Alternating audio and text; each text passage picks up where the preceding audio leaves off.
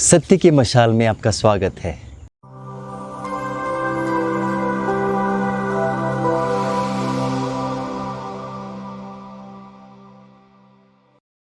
मेरे प्यारे भाइयों और बहनों, प्यारे मित्रों, मान लीजिए एक छोटा सा हल्का सा हवा का झोंका आया। आप चल रहे थे और आप डगमगा गए और गिर गए। हवा के इस झोंके से, वायु के झोंके से कोई गिरता नहीं, लेकिन फिर भी आप गिर गए। आपकी प्रतिक्रिया क्या होगी? आप हंस पड़ोगे। उस हवा के झोंके पर आप हंस पड़ोगे, आप फिर से उठ जाओगे और आप फिर से चलने लगोगे। हमारी ज़िंदगी में रिजेक्शन वो हवा का झोंका है जो हमें गिराने की कोशिश करता है, और इसीलिए हमें रिजेक्शन की ओर सकारात्मक रूप से देखने की बेहद ज़रूरत है। आप हंस दीजिए उस रिजेक्शन पर, खड़े हो जाइए और फिर से चलने दीजिए। और यही ख्रिस्तीय रूप से रिजेक्शन को सकारात्मक रूप में देखने की क्रिया है। मेरे प्यारे भाइयों और बहनों, प्रभु यीशु के जीवन में भी रिजेक्शन आया। आज के सुसमाचार में प्रभु यीशु यरूशलेम की ओर जा रहे थे। प्रभु यीशु समारिया प्रदेश से होकर यरूशलेम जाना चाहते थे, लेकिन समारियों ने इसी कारण से प्रभु यीशु का तिरस्कार किया, प्रभु यीशु को रिजेक्ट किया, क्योंकि वो यरूशलेम जा रहे थे। प्रभु यीशु की प्रतिक्रिया क्या थी? प्रभु यीशु ने ऐसा नहीं कहा, हाय मुझे मेरा तिरस्कार किया गया है, मैं दुखी हूँ, मैं लाचार हूँ, और वो बैठ कर रोने नहीं लगे।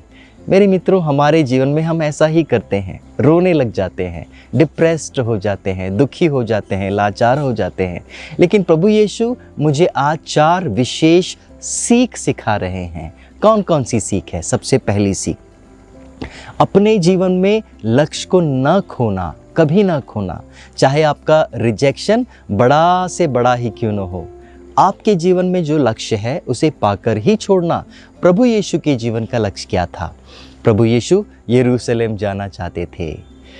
तिरस्कृत होने के बाद क्या उन्होंने इस लक्ष्य को रद्द कर दिया?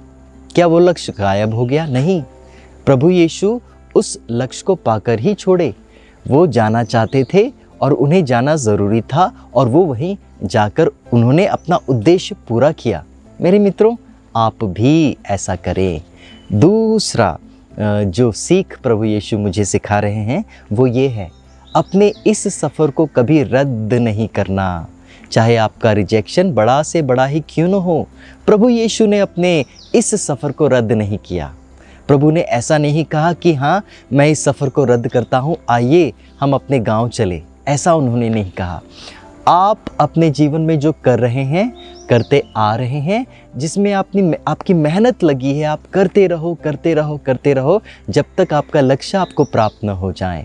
मेरे मित्रों, मेरे प्यारे भाइयों बहनों, इस सफ़र को कभी रद्द नहीं करना।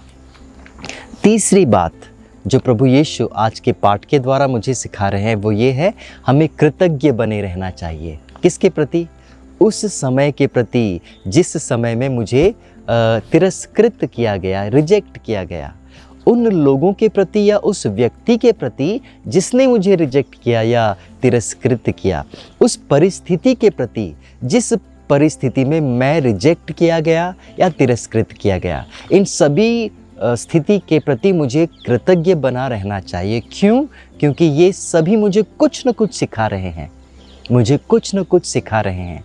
इसका परिणाम क्या होगा? इसका परिणाम ये होगा कि जो मेरा अगला सफ़र है या मेरा अगला कदम है वो बेहतर होगा, पहले से बेहतर होगा। और इसीलिए मेरे मित्रों, आप कभी भी इस अनुभव को नकारात्मक रूप से ना देखें।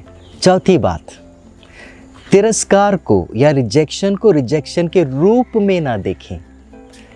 ये रिजेक्शन नहीं है आपके जीवन का, इसे आप एक नई शुरुआत के रूप में देखें।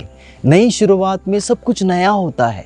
पुरानी चीज़ें बीत गई है, पुराना दुख बीत गया है, आपका टूटा दिल फिर से जुड़ गया है, और इसीलिए आप उस पुराने अनुभव को छोड़कर एक नए अनुभव में प्रवेश कर रहे हैं। तो ये आपकी एक नई शुरुआत है। और दूसरी बात, ये आपका एक नया अनुभव है। अनुभव बेहद खूबसूरत होता है, चाहे नकारात्मक चाहे सकारात्मक। उस नकारात्मक अनुभव के पीछे ना पड़े रहे, उसे छोड़ना ज़रूरी है, क्योंकि आपको एक नया अनुभव चाहिए। और इसीलिए रिजेक्शन को रिजेक्शन के रूप में न देखकर एक अनुभव के रूप में देखें। तीसरी बात, ये एक अवसर है। आपको रिजेक्ट क्यों किया गया? क्योंकि ईश्वर चाहता है कि आपको एक नया अवसर मिले, एक नया अवसर जिसमें आप बहुत कुछ करना चाहते हैं, ईश्वर के लिए, उसकी महिमा के लिए, खुद के लिए और आपके समाज के लिए। मेरे मित्रों, ये 4 चीज़ें अपने मस्तिष्क में, अपने दिमाग में, अपने दिल में रखें। आपका जीवन सुंदर बनेगा। May God bless you. सबों को जय शिव।